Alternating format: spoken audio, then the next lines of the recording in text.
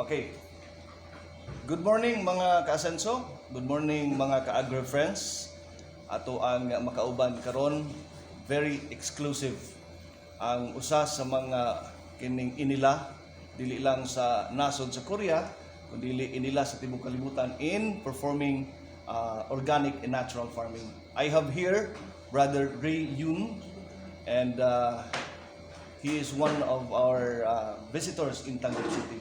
Brother REI, your message, welcome message by the way, to our followers, listeners, and all Misamisons. Mayong punta, Oy. mabuhay Taguig. Good morning, everyone. Yes. Yes.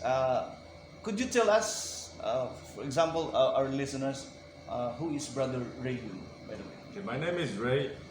I live in South Korea, and my advocate has for a long time, I wanted to advocate for, promote farming that can heal the land and help the poor. Yes.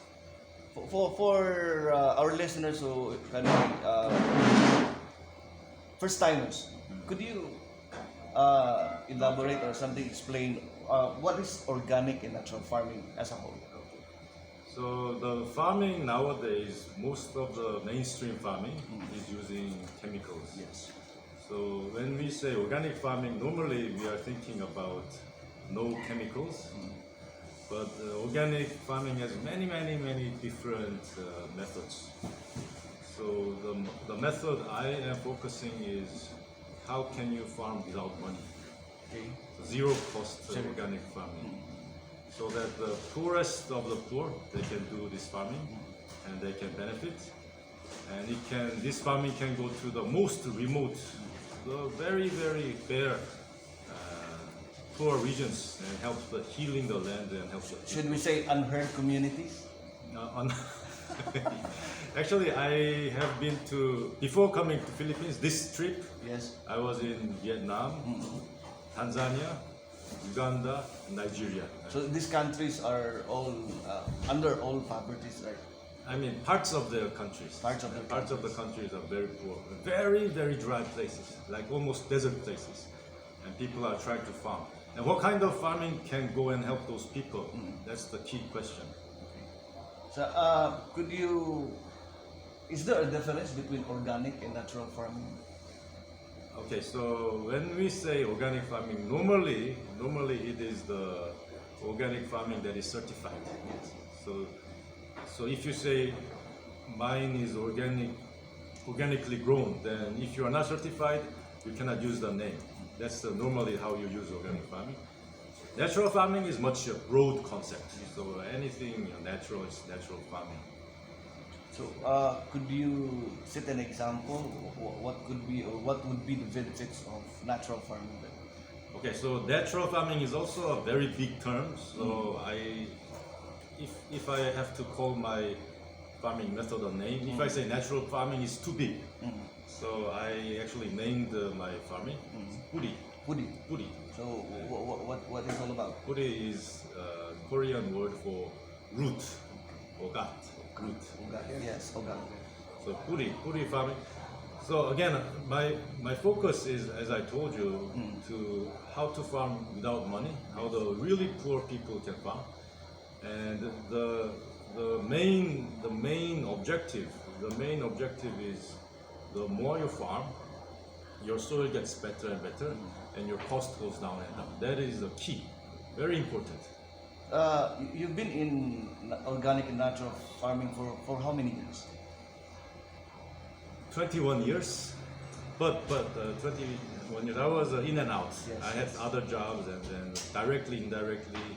Sometimes I was only studying, but last 11 years I was actually mostly directly farming. For the past 21 years, is there any drawbacks in organic or natural farming? For me, Yes. I had a lot of sufferings. Yes, everybody has that. Yes. I was in the tunnel, very dark. But in particular in natural farming methods. The method, okay, the method is like this. My dream was always, I wanted a farming that can heal the land and help the poor. But coming up with a method is not easy.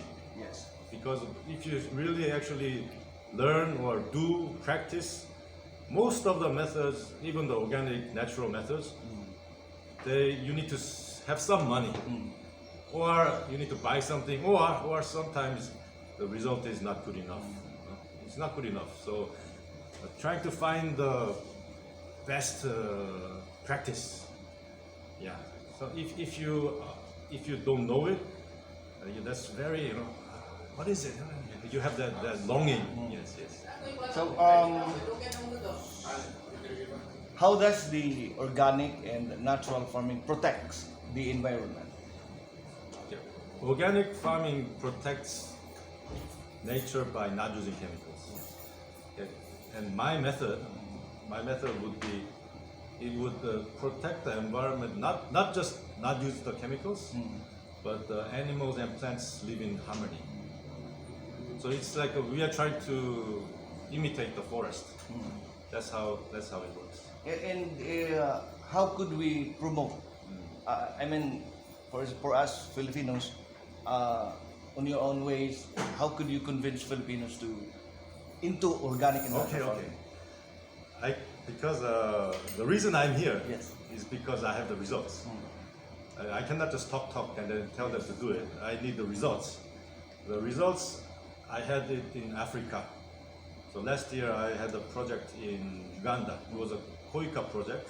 I was a field manager.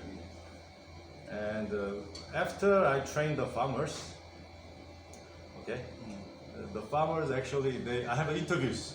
The farmers will say their yield, their production went up 1.5 to 2 times.